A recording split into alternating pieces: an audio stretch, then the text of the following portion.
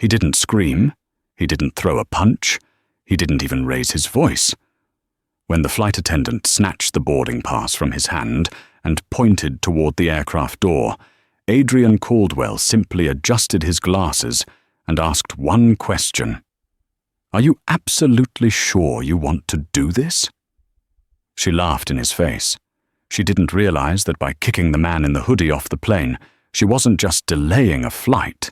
She was ending her career. In the next 30 minutes, a VIP cabin would turn into a war zone, a pretentious billionaire would lose his empire, and an entire flight crew would be unemployed before the wheels even left the tarmac. This is the story of the quietest man in the room, holding the biggest stick. The rain was hammering against the floor-to-ceiling windows of Terminal 4 at JFK International Airport. It was one of those grey, miserable Tuesday evenings where everyone seemed to be running 20 minutes late and fueled entirely by stress and bad coffee. Adrian Caldwell pulled the hood of his charcoal grey sweatshirt further over his head. He wasn't hiding exactly, but he certainly wasn't advertising.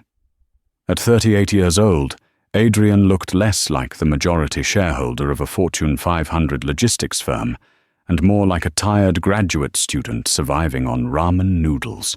He had been awake for 48 hours straight, negotiating a merger in Tokyo before flying directly to New York, and now, finally, he was heading home to London. He was exhausted. His bones ached. The only thing keeping him upright was the promise of Seat 1A on Stratton Airways Flight 902. He had specifically booked the first-class suite, the one with the sliding privacy door and the lie-flat bed, so he could pass out the moment he sat down. He approached the gate, his backpack slung over one shoulder. The gate agent, a harried-looking man named Greg, barely glanced up as he scanned Adrian's digital boarding pass. The machine beeped a crisp, confirming green. "Welcome aboard, Mr. Caldwell," Greg mumbled, already looking past him to the line of impatient travelers behind. "Thanks," Adrian whispered, his voice raspy from disuse. He walked down the jet bridge, the cool, damp air of the tunnel hitting his face. He loved this part of travel, the transition, the moment you stepped off the solid ground and into the tube that would take you across the ocean. He stepped onto the plane, turning left toward the first-class cabin. The cabin was softly lit in calming hues of blue and violet. It smelled of expensive leather and champagne. There were only 8 suites in first class, and it was currently empty, save for a flight attendant adjusting a floral arrangement near the galley. Her name tag read Brenda. She was tall, with hair sprayed into an immovable blonde helmet and a smile that didn't quite reach her eyes. She was currently busy arranging miniature bottles of sparkling water. Adrian found Seat 1A. He tossed his battered leather backpack into the overhead bin. It made a solid thud that seemed to echo in the quiet cabin and collapsed into the wide, plush seat. He didn't wait for a pre-departure drink. He didn't want a hot towel. He just fastened his seatbelt, pulled his noise-cancelling headphones over his ears, and closed his eyes. Finally. He was drifting into a micro-sleep when a sharp tap on his shoulder jolted him awake. Adrian peeled one ear cup back and blinked. Brenda was standing over him. Her hands were clasped in front of her, but her posture was rigid. "Sir," she said, her voice dripping with a saccharine sweetness that felt more like a warning. "I think you might be confused." Adrian frowned, rubbing his eyes. "I'm sorry." "This is the first-class cabin," Brenda said, articulating every syllable slowly, as if speaking to a child. "Economy is through the galley, past the lavatories, and all the way to the back." Adrian sighed. This wasn't the first time this had happened. He looked down at his attire, faded jeans, Nike sneakers, and the hoodie. He didn't look like the typical clientele of Stratton Airways' most exclusive cabin. "I know," Adrian said softly. "I'm in Seat 1A. I have my boarding pass if you need to see it again." He reached for his phone, but Brenda waved a hand dismissively. "Honey, the system sometimes makes mistakes with upgrades, or maybe you misread the number. But seat 1A is reserved for our premium VIPs. We have a full flight today.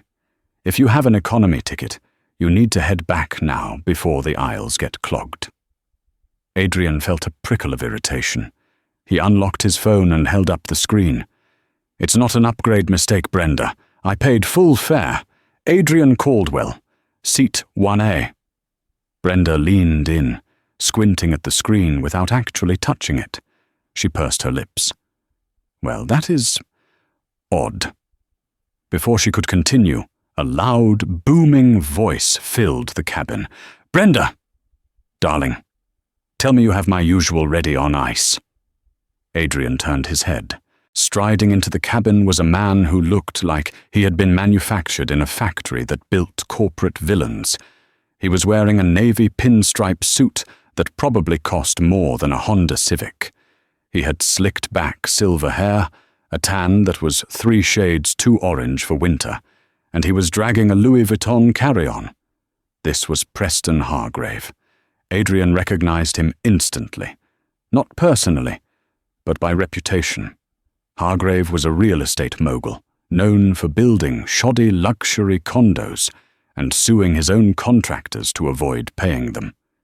He was a tabloid fixture, usually seen yelling at valets or dating women young enough to be his granddaughters. Brenda's face transformed instantly. The suspicion vanished, replaced by a beaming, obsequious adoration. "Mr. Hargrave," she squealed, rushing forward to take his coat. "It is always an honor. And yes, your scotch is already poured, just the way you like it." Hargrave grinned, revealing teeth that were blindingly white. "Excellent, excellent. Long week, Brenda. I need to recline and forget the world exists." Hargrave marched down the aisle, expecting the world to part for him.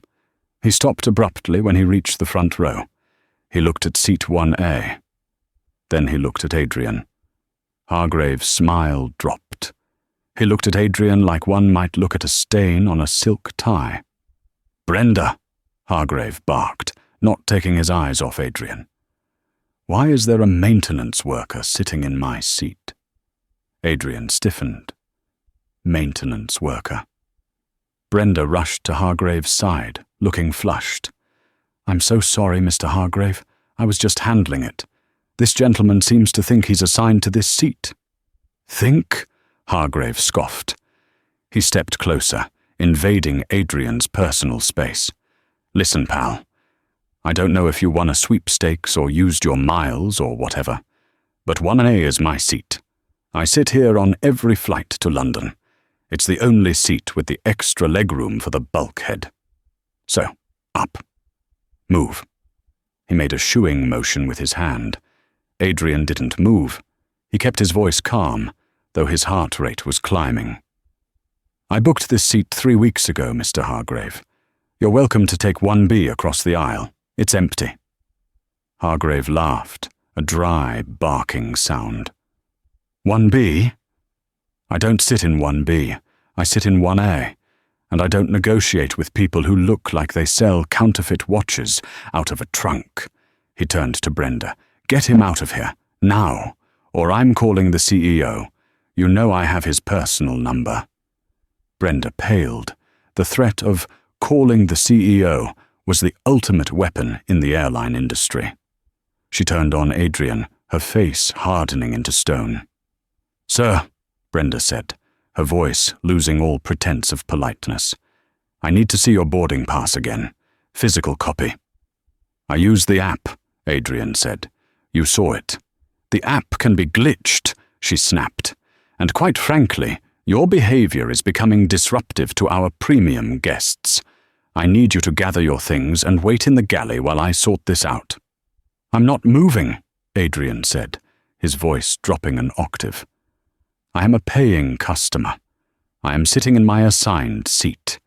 If Mr. Hargrave wants a seat, he can sit in the one assigned to him." "Disruptive?" Adrian repeated, incredulous.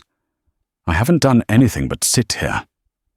"You are arguing with crew members," Brenda said, raising her voice so the other passengers boarding behind them could hear. "And you are upsetting a Diamond Legacy flyer. Now stand up, or I will have to escalate this." Adrian looked at Brenda. He looked at Hargrave, who was checking his Rolex and looking bored. "Escalate it," Adrian said. "Please, I'd love to see where this goes." The tension in the first-class cabin was thick enough to choke on. Other passengers were filtering in now, a tech couple in row 2, an elderly woman in 2B, and they were all watching the spectacle with wide eyes. Brenda stormed toward the cockpit, her heels clicking aggressively against the floor. Hargrave leaned against the bulkhead, crossing his arms and smirking at Adrian. "You're making a mistake, kid," Hargrave said, his voice low and oily. "You think because you bought a ticket you have rights? In the real world, money talks, and look at you." He gestured vaguely at Adrian's hoodie. "You're whispering." "Clothes don't make the man, Hargrave," Adrian replied, putting his headphones back around his neck. "And manners don't cost a dime." "Cute," Hargrave spat. "I'm going to enjoy watching you walk back to row 45 near the toilets." A moment later, Brenda returned. She wasn't alone. She was accompanied by the chief purser, a stern man named Victor, and the co-pilot, First Officer Miller. Victor looked exhausted. He adjusted his tie and looked down at Adrian. "Sir, I'm the chief purser. Brenda tells me you're refusing to vacate a seat that isn't yours." "It is mine," Adrian said calmly. He held out his phone again. "Adrian Caldwell. Seat 1A. Confirmed. Paid." Victor glanced at the phone, then at a tablet in his hand. He tapped the screen a few times. His brow furrowed. "The manifest does list a Caldwell in 1A, Victor muttered, mostly to himself. "See?" Adrian said. "Problem solved." "However," Victor continued, his voice tightening as he glanced at Hargrave. Hargrave was glaring at him, tapping his foot impatiently. Victor knew who Hargrave was. Everyone at Stratton Airways knew Hargrave.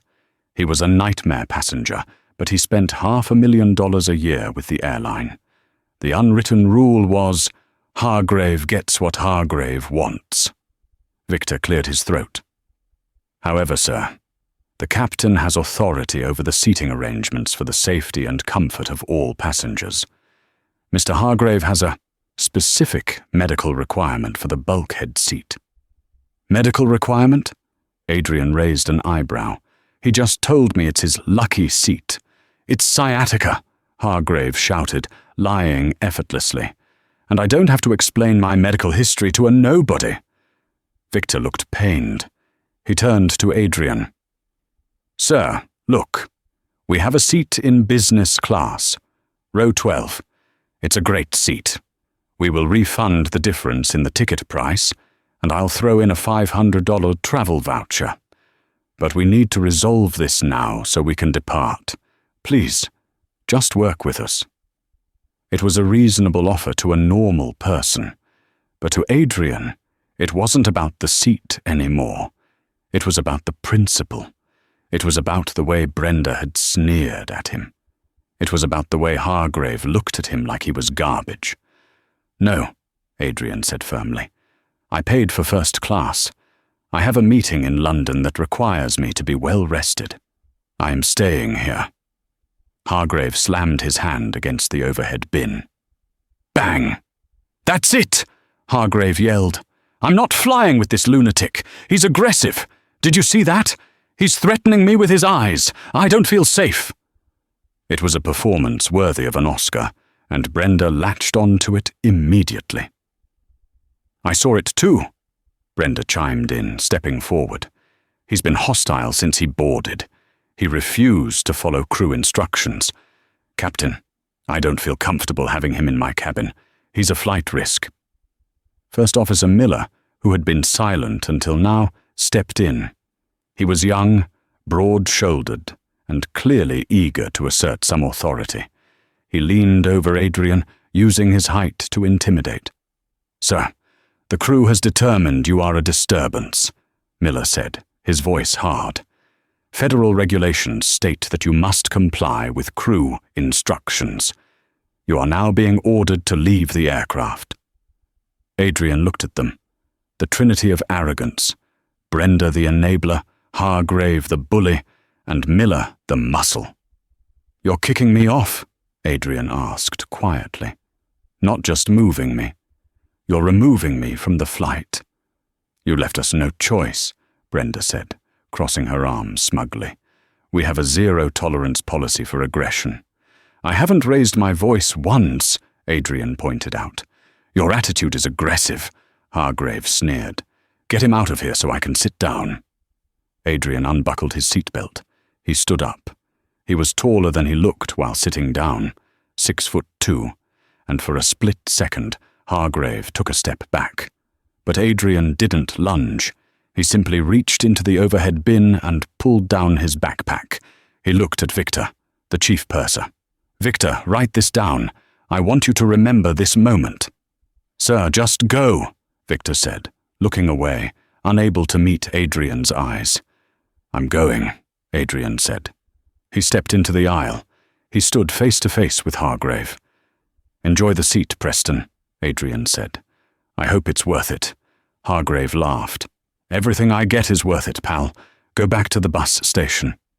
Adrian walked toward the aircraft door. The walk of shame. The passengers in business and economy watched him pass, whispering. He saw a few phones raised, recording him. Great, he thought. I'm going to be viral on TikTok as the unruly passenger. He reached the front of the plane where the jet bridge connected. The gate agent, Greg, was standing there, looking confused. "They kicked you off?" Greg asked. "Yeah," Adrian said. He stopped in the threshold of the plane door. He turned back to Brenda, who was standing at the cockpit door, watching to make sure he left. "Brenda," Adrian called out. She rolled her eyes. "What now? Is the captain available? The actual captain?" "Captain Reynolds is busy preparing for flight," First Officer Miller snapped, stepping in front of Brenda. "Get off the bridge." "I'm not leaving the bridge until I speak to the captain," Adrian said, planting his feet. "You can call the police if you want. In fact, I insist you do. Call the Port Authority police." "Oh, you want the cops?" Brenda laughed. "Honey, you're going to leave in handcuffs. I love it." She grabbed the interphone handset on the wall. "Captain, we need security at the gate. The passenger is refusing to leave the jet bridge." Adrian waited. He took his phone out of his pocket. He didn't call a lawyer. He didn't call his mum. He opened his contacts and scrolled to a number saved simply as Raymond Stratton. Raymond Stratton, the founder and CEO of Stratton Airways. Adrian pressed call. Inside the plane, Hargrave had settled into seat 1A. He was already sipping the scotch Brenda had poured for him. He stretched his legs out, sighing in contentment. "Finally," Hargrave muttered to the empty air. "Some class." He had no idea that 10 yards away, on the cold metal of the jet bridge, the man in the hoodie was currently speaking to the man who owned the plane. "Ray?" Adrian said into the phone, his voice calm but icy. "It's Adrian." "Yes, Adrian Caldwell. I'm good. Listen, I'm currently at JFK. Your staff just kicked me off Flight 902. No, I'm not joking. Because a man named Preston Hargrave wanted my seat." "Yes, that Preston Hargrave. Ray, I need you to do something for me. I need you to authorize an emergency personnel override." "Yes, right now. And Ray, tell the airport station manager to meet me at the gate. I'm about to make some changes to your payroll." Adrian hung up the phone. He looked at Brenda, who was smirking at him from the galley. "Police are on their way," she sang out. "Good," Adrian smiled. It was the first time he had smiled all night. "They can be witnesses." The jet bridge was freezing. It was a suspended metal tunnel, poorly insulated against the New York winter. and the wind howled through the gap where it connected to the fuselage. Adrian leaned against the damp metal wall, his arms crossed over his chest. He wasn't shivering from the cold. He was vibrating with a cold, hard rage that he was fighting desperately to keep internal. Brenda stood 10 feet away, guarding the aircraft door like a bouncer at a nightclub. She was whispering furiously to the first officer, her eyes darting back to Adrian every few seconds. She looked triumphant. In her mind, she had won. She had protected the high-value client, Mr. Hargrave, and discarded the trash. "They're coming down the terminal now," Brenda announced loudly, making sure Adrian could hear. "Port Authority. I hope you like jail cells, honey." Adrian didn't respond. He just watched the rain streak against the small window of the jet bridge. He checked his watch. It had been 4 minutes since he hung up with Ray. "You're making this worse for yourself," the first officer, whose name Adrian recalled was Miller, said, stepping forward. He had that puffed-up chest posture of a man who desperately wanted to be a hero, but was just being a bully. "If you just walk away now, maybe we don't press charges for trespassing." "I'm not trespassing," Adrian said calmly. "I'm waiting for a resolution." "The resolution is you leaving," Miller shouted, his patience snapping. Suddenly, the heavy door from the terminal swung open. The sound of heavy boots echoed on the metal floor. 2 police officers walked onto the jet bridge. One was a burly man with a mustache named Officer Kowalski. The other was younger, sharper-looking, Officer Tate. They looked annoyed. Dealing with air rage was the bottom of the barrel for airport duty. "All right, what's the problem here?" Kowalski asked, his hand resting casually on his belt. Brenda immediately launched into her performance. She brought a hand to her chest, her voice trembling with fabricated fear. "Officer, thank God you're here. This man—" She pointed a manicured finger at Adrian. "He's been aggressive, threatening the crew, and he refused to leave the aircraft when ordered. We think he might be intoxicated. He's been stalking the first-class cabin." Kowalski turned his eyes to Adrian. He saw a black man in a hoodie, leaning against the wall, looking tired. Then he looked back at the pristine flight attendant. The bias was immediate, subconscious, and palpable. "Sir," Kowalski said, stepping into Adrian's space, "you need to grab your bag and come with us, now." "I haven't done anything wrong, officer," Adrian said, keeping his hands visible. "I was kicked off the flight because a VIP wanted my seat. I have a ticket." "I don't care about your ticket," Kowalski said, his voice hardening. "The airline wants you off. That means you're off. If you don't walk, I drag you. And if I drag you, you catch a charge for resisting. Your choice." "He threatened Mr. Hargrave," Brenda added, throwing fuel on the fire. "He said he was going to get him. We have witnesses." "That's a lie," Adrian said, his voice level. "Turn around," Kowalski commanded, reaching for his handcuffs. "You're under arrest for disorderly conduct and trespassing." Adrian felt the familiar sting of injustice. It didn't matter that he was a CEO.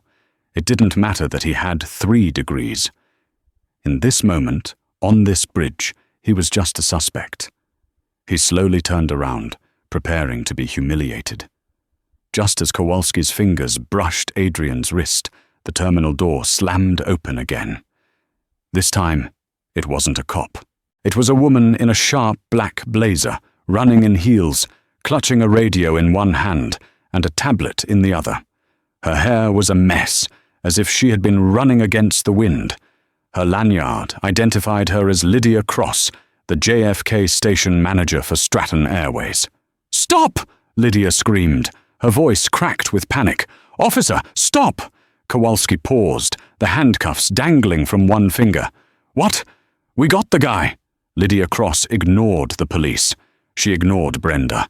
She sprinted the last 10 feet and skidded to a halt in front of Adrian. She was out of breath, her chest heaving. She looked at Adrian's face, then at the photo on her tablet. Her face went pale white. "Oh my God," she whispered. She looked like she was about to be sick. "Ms. Cross?" Brenda asked, looking confused. "It's okay, we handled it. The police are taking him." Lydia spun around. Her eyes were blazing with a fury that made Brenda take a step back. "You handled it?" Lydia hissed. "You handled what exactly, Brenda? Did you handle the termination of your employment? Because that's about the only thing you've accomplished today." The silence on the jet bridge was absolute. Even the rain seemed to stop. "Excuse me." Brenda blinked. Lydia turned back to Adrian. She smoothed her jacket, her hands shaking visible. "Mr. Caldwell, sir, I am mortified. I literally just got the call from Raymond Stratton. He's on the line with the board of directors right now."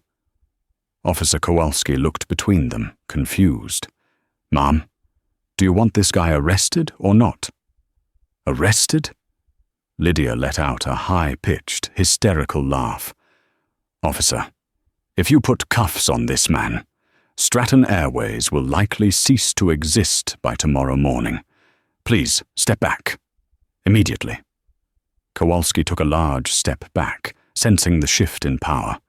Adrian adjusted his glasses. He looked at Lydia Cross. "Ms. Cross, is it?" "Yes, sir. I'm the station manager." "Good," Adrian said. He pointed a thumb at the aircraft door. "I was sitting in seat 1A. A man named Preston Hargrave decided he wanted it. Brenda here, along with First Officer Miller, decided that my money wasn't green enough compared to his. They lied to the police. They defamed my character, and they publicly humiliated me." Lydia closed her eyes for a second, absorbing the disaster. "I need your tablet," Adrian said softly. Lydia handed it over without hesitation. Adrian tapped the screen, pulling up the internal flight manifest. He scrolled down. He wasn't just checking the passenger list. He was logging into the administrative back-end, access that Ray Stratton had granted him 10 minutes ago via a secure link. "Brenda," Adrian said, not looking up. "You've been with Stratton for 12 years. Brenda's lip quivered. "Yes." "How do you—" "And First Officer Miller," Adrian continued. "You're up for a promotion to captain next month. That's why you were posturing, trying to look tough for the boss." Miller stayed silent, his face draining of color. Adrian handed the tablet back to Lydia. "Ms. Cross, are you aware of the merger that was finalized in Tokyo yesterday?" "Yes, sir," Lydia said, her voice trembling. "The Caldwell Logistics Partnership." "It wasn't a partnership," Adrian corrected her. "It was an acquisition. My company, Caldwell Logistics, now owns the controlling interest in Stratton Airways' cargo and operational debt. Effectively, I own the planes, Miss Cross. I own the fuel, and I own the payroll." He turned to Brenda. Her mouth was hanging open. The arrogance was gone, replaced by a pure, distilling horror. You own the airline?" Brenda whispered. "I don't like to throw weight around," Adrian said, his voice cold. "I like to fly quietly. I like to wear hoodies because suits are uncomfortable. But you judged me. You looked at me and decided I was nothing. And because of that, you mistreated a customer." Adrian stepped closer to the aircraft door. "Ms. Cross," Adrian said, "I am declaring this flight crew unfit for duty due to gross misconduct and discriminatory practices. I want them removed, all of them, pilot included, because the captain allowed this to happen." "Sir," Miller stammered, "I was just following protocol." "Your protocol is to protect passengers, not bully them," Adrian snapped. "Miss Cross, remove them. Now. And get a reserve crew here. I don't care if it delays the flight 3 hours. Nobody flies with this crew." The scene that followed was chaotic, brutal, and entirely necessary. Lydia Cross went into crisis management mode. She got on her radio and barked orders that echoed through the terminal. I need a full reserve crew to Gate 42 immediately. Priority Alpha. I am grounding the current crew of Flight 902. Yes, you heard me. Pull them. Brenda began to cry. It wasn't a sympathetic cry. It was the ugly, panicked sobbing of someone who realizes their lifestyle is about to evaporate. Please, Mr. Caldwell, I have a mortgage. I didn't know. If I had known who you were. That's the problem, Brenda. Adrian cut her off, his voice quiet but carrying over her sobs. If you had known who I was, you would have treated me like a king. You only treat people with respect if you think they have power. That makes you dangerous in a service industry. You're done. Officer Kowalski and Officer Tate, realizing they had almost arrested the owner of the airline, awkwardly excused themselves, muttering apologies to Adrian and glaring at Brenda for wasting their time. Adrian stood on the jet bridge as the walk of shame happened in reverse. First, the captain came out of the cockpit. Captain Reynolds, a grey-haired man who had been hiding in the flight deck during the altercation, looked furious. But when Lydia Cross whispered in his ear, his fury turned to shock. He looked at Adrian, nodded once stiffly, and walked off the plane, dragging his flight bag. He knew the game was over. Then came Miller. He wouldn't look at Adrian. He stared at his shoes, his face bright red. Then Brenda. She was still sobbing, clutching her purse. She tried to stop in front of Adrian. "Sir, please give me a second chance." "Ms. Cross," Adrian said, looking at the station manager. "Please escort her to security. I want her badge deactivated before she leaves the airport." Lydia nodded to a security guard who had arrived.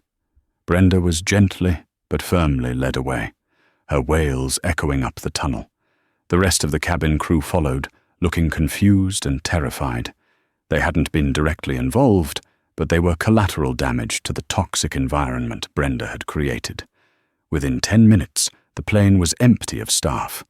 The passengers on board were confused. The plane wasn't moving. The pilot was gone. The flight attendants were gone. And in seat 1A, Preston Hargrave was getting angry. Adrian took a deep breath. The adrenaline was fading, leaving him tired again. But he had one last piece of business to attend to. "Ms. Cross," Adrian said, "is the reserve crew inbound?" "Yes, sir. ETA 20 minutes. They're coming from the crew lounge in Terminal 2. "Good. When they get here, tell them I'll be in seat 1A. "Sir," Lydia asked. "Mr. Hargrave is still in seat 1A. Adrian adjusted his backpack. A small, wolfish smile touched his lips. "I know," Adrian said. "I'm going to go have a chat with him. I want you to come with me. Bring the manifest." Adrian walked back onto the plane. The atmosphere inside the cabin was tense. The passengers were murmuring, checking their watches. When Adrian walked in, still wearing his hoodie, still looking like a tired grad student, a few people in business class rolled their eyes. "Here comes the troublemaker again," their expressions said. Adrian walked straight to the first row. Preston Hargrave was on his phone, screaming at someone. "I don't care! The plane is sitting here! The crew just walked off! It's a strike or something! It's incompetent!" He looked up and saw Adrian. Hargrave's face turned a violent shade of purple. He dropped his phone. "You!" Hargrave roared. He unbuckled his seatbelt and tried to stand up, but the seatbelt caught, jerking him back down. "How the hell did you get back on? I told them to arrest you. Where is Brenda?" Adrian stood in the aisle, looking down at the billionaire. Lydia Cross stood right behind Adrian, holding her tablet like a shield. "Brenda isn't coming back, Preston," Adrian said. "Neither is the pilot." "What did you do?" Hargrave spat. "Did you threaten them? Is that it? I'm calling the FBI. This is terrorism." "I fired them," Adrian said simply. Hargrave blinked. He laughed, a harsh, incredulous sound. "You fired them. Who do you think you are? You're nobody. You're a bum in a sweatshirt." "Ms. Cross," Adrian said, without looking away from Hargrave. "Please inform Mr. Hargrave who I am." Lydia stepped forward. She cleared her throat. Her voice rang out clear in the silent cabin. Everyone, from row 1 to row 5, was listening. "Mr. Hargrave," Lydia said. "This is Mr. Adrian Caldwell. He is the CEO of Caldwell Logistics and the new majority owner of Stratton Airways. He is effectively the owner of this aircraft." The silence that followed was heavy. You could hear the hum of the air conditioning. Hargrave's mouth opened, but no sound came out. He looked at Adrian. He looked at the hoodie. He looked at the sneakers. "Bullshit," Hargrave whispered. Look at him." "Google me," Adrian suggested. Hargrave grabbed his phone. His thumbs fumbled on the screen. A few seconds passed. Hargrave's eyes widened. He saw the news articles from Tokyo. Caldwell Logistics acquires major stake in Stratton. He saw the photo of Adrian in a suit, shaking hands with Ray Stratton. Hargrave looked up. The color had drained from his face underneath the fake tan, leaving him looking pasty and old. I didn't know," Hargrave stammered. The bully was gone. In his place was a coward trying to calculate the damage. "Mr. Caldwell, Adrian, look, we got off on the wrong foot. It was a misunderstanding. I was stressed. My sciatica—" "Get out of my seat," Adrian said. He didn't shout.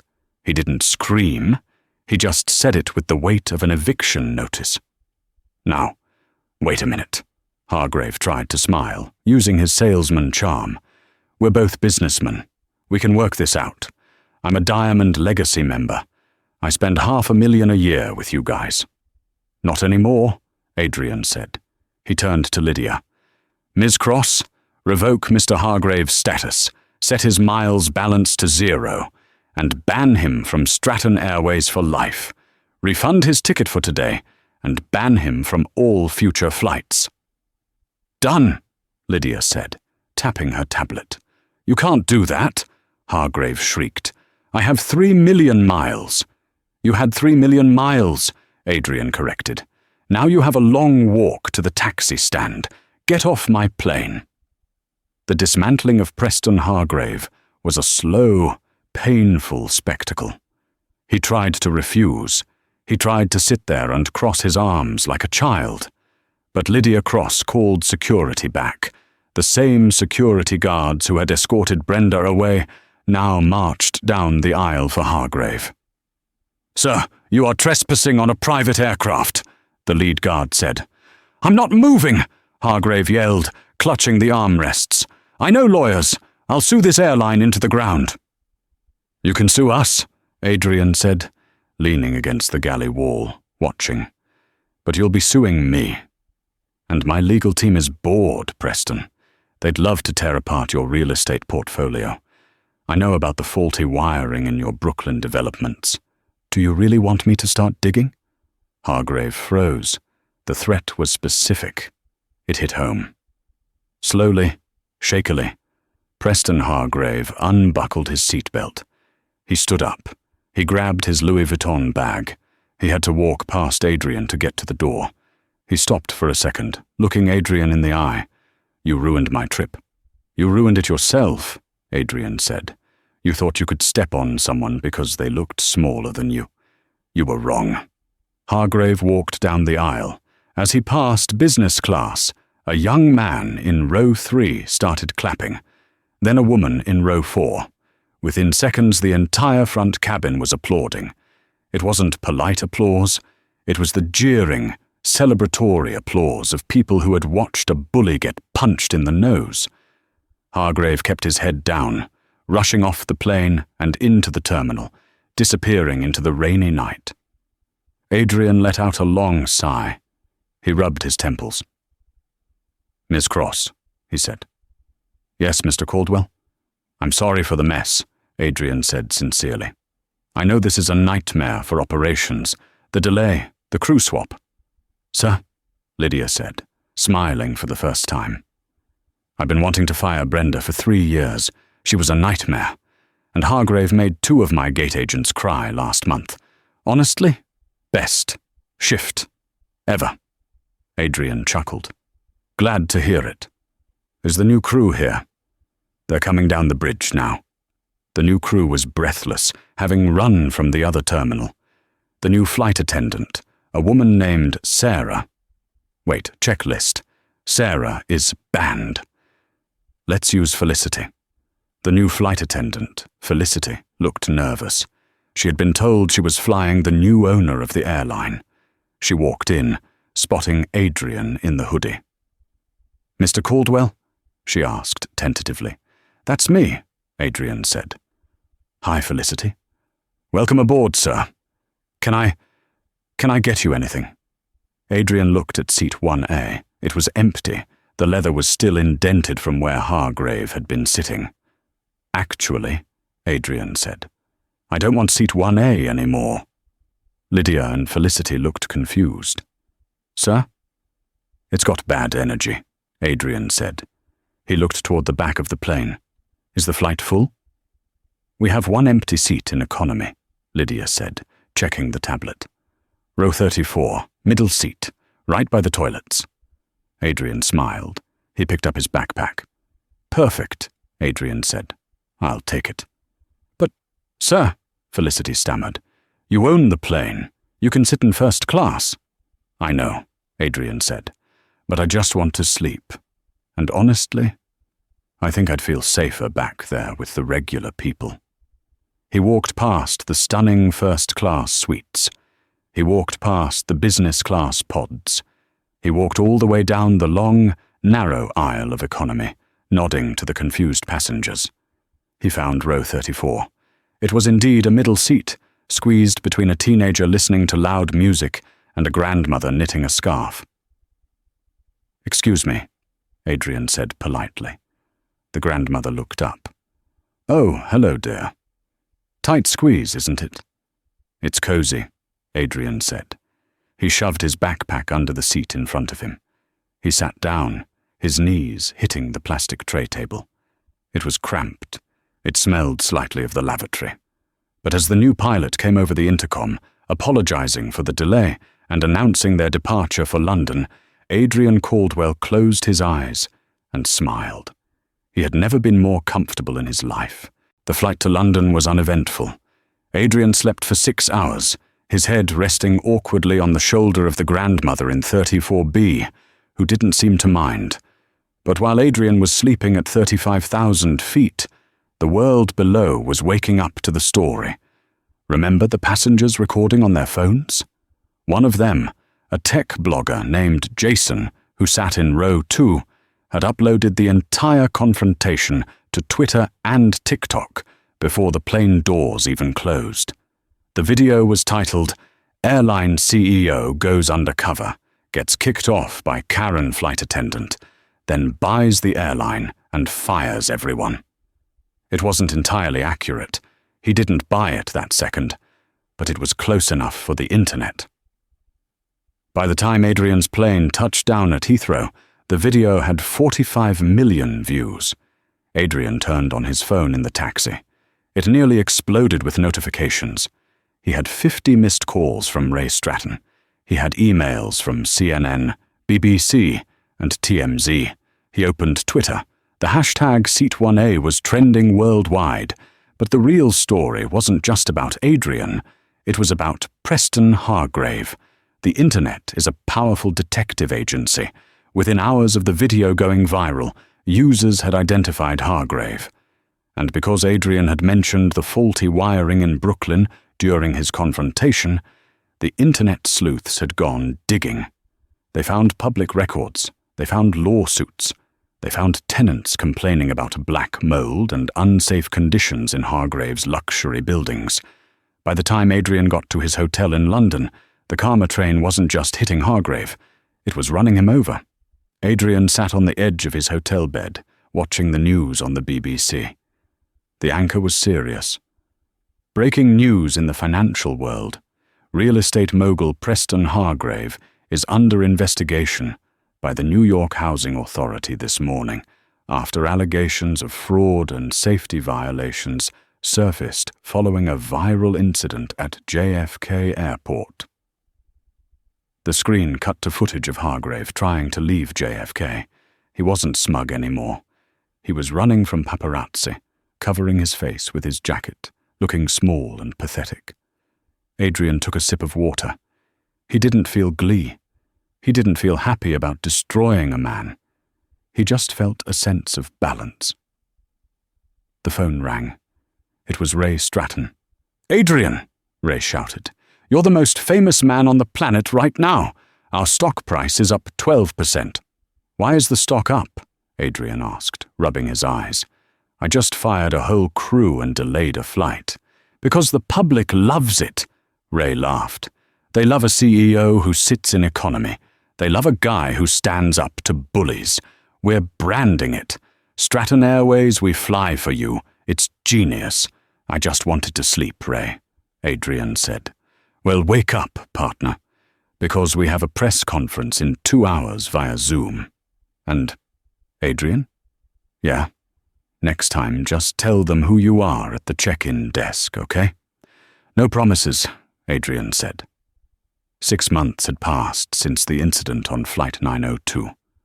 The rain that had battered JFK that night had long since dried, but the storm Adrian Caldwell had unleashed was still raging, only now it was confined to the sterile, mahogany-paneled rooms of a Manhattan bankruptcy court. The internet moves fast. Usually, viral stars are forgotten in a week. But Preston Hargrave wasn't just a viral star. He was a symbol. The video of him screaming at Adrian had become the catalyst for a massive audit of his entire business empire. When the Department of Buildings and the IRS started digging, they didn't just find cracks in the foundation. They found that the entire house was built on sand. It was a Tuesday morning, crisp and bright. The grand ballroom of the Pierre Hotel had been converted into an auction house for the liquidation of Hargrave real estate holdings. The room was packed. Vultures in expensive suits were there to pick over the carcass of Hargrave's fortune.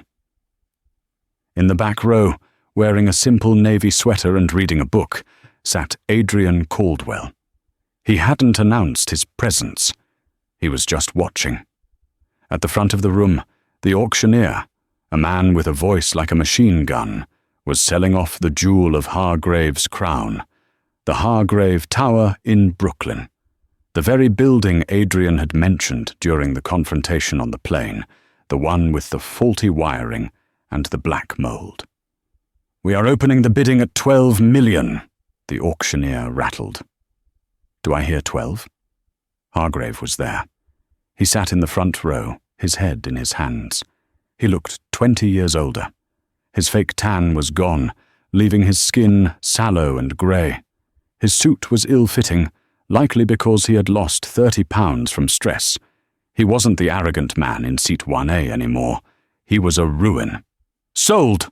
the auctioneer shouted, slamming his gavel. "To bidder number 402. Hargrave flinched at the sound of the gavel.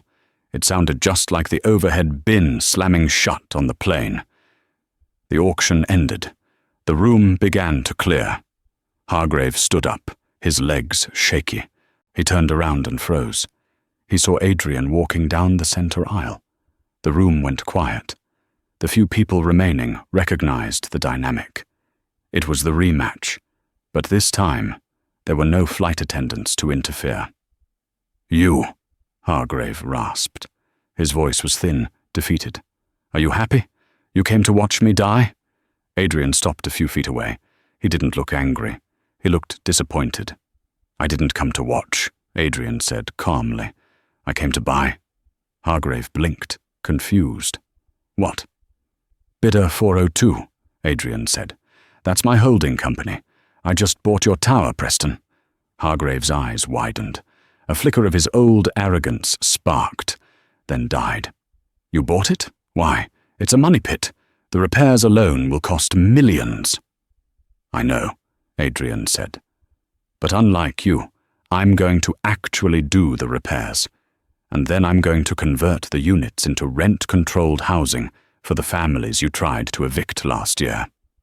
Hargrave stared at him, his mouth slightly open. The magnitude of the karma was suffocating. The man he had tried to kick out of a seat was now taking his building and giving it back to the people he had wronged. "I have nothing left," Hargrave whispered, tears welling in his eyes. "They took the penthouse. They took the cars. My wife left me. I'm staying in a motel in Queens." "It's a hard fall," Adrian acknowledged. "Can't you—" Hargrave hesitated, swallowing his pride. "Adrian, Mr. Caldwell, can't you help me? You have billions. Just a consultant job. Anything. I know the real estate market. Please, I'm begging you." It was a pathetic sight. The man who had sneered at Adrian's hoodie was now begging the man in the sweater for a lifeline. Adrian looked at Hargrave. He thought about the families who had lived in mouldy apartments because Hargrave wanted to save a few pennies. He thought about the way Hargrave had treated the flight crew before the tide turned. "Character is who you are in the dark, Preston," Adrian said softly. "But it's also who you are when you think you have the power. You showed me who you are. I can't hire a man who treats people like furniture." "I've changed," Hargrave pleaded. "Maybe," Adrian said, turning to walk away. "But you'll have to prove that on your own climb back up. I'm not carrying you." Adrian walked out of the ballroom, leaving Hargrave standing alone in the empty hall. Outside, the air was fresh. Adrian checked his phone. He had an email from Lydia Cross. Subject: monthly report message. Customer satisfaction is up 40%. The new respect policy for cabin crew is working wonders. Also, thought you should know. Brenda applied for a job at the airport coffee shop yesterday. The manager recognized her from the viral video. She didn't get the job. Adrian didn't smile at that. He just deleted the email. He didn't take pleasure in Brenda's struggle, but he believed in consequences. She would learn, eventually. Or she wouldn't. That was her journey now. He hailed a cab. "JFK, please," Adrian said. "Which terminal?" the driver asked. "Terminal 4, Stratton Airways." When he arrived, the vibe at the check-in counters was different. The staff seemed lighter, happier. They weren't walking on eggshells. They knew their boss had their back, but they also knew he was watching. Adrian walked up to the kiosk. He didn't go to the VIP counter. He went to the economy line. He printed his boarding pass. Gate 42, seat 1A. He looked at the ticket. He had booked it intentionally this time. He boarded the plane. The flight attendant, a young man named David, greeted him with a genuine smile. "Welcome aboard, Mr. Caldwell. Can I hang your jacket?" "No thanks, David," Adrian said. "I'm good." He sat in seat 1A. He stretched his legs out. He looked out the window at the tarmac, watching the baggage handlers load the cargo in the rain. He pulled his hoodie up. He put his noise-cancelling headphones on. A moment later, a passenger boarded, a frantic-looking businessman in a suit, sweating, dragging a heavy bag. He stopped at row 1, looking at his ticket, then at the empty seat next to Adrian in 1B. The businessman looked at Adrian. He saw the hoodie. He saw the sneakers. "Excuse me," the businessman said, his tone bordering on rude. "Can you move your elbow? You're crowding my space." Adrian slowly peeled back one ear cup.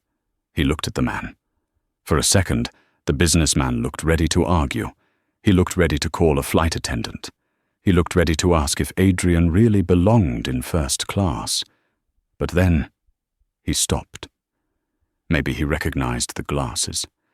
Maybe he recognized the stillness in Adrian's eyes.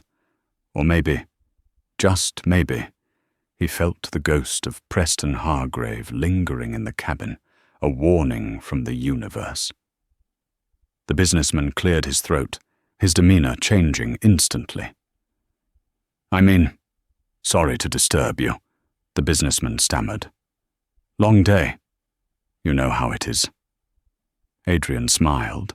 It was a genuine, warm smile. I know exactly how it is, Adrian said. Take a seat. We're all going to the same place. The plane pushed back from the gate, the engines humming a low, powerful note. Adrian closed his eyes, finally at peace. The cabin was quiet. The system was corrected, and the man in the hoodie drifted off to sleep, knowing that sometimes the most powerful move you can make is to sit still and let the world reveal itself. Adrian Caldwell didn't just buy an airline that night, he bought a lesson for the rest of us. We live in a world obsessed with status, with the VIP label, and with the appearance of power. But as Preston Hargrave found out, true power isn't about the seat you sit in or the suit you wear.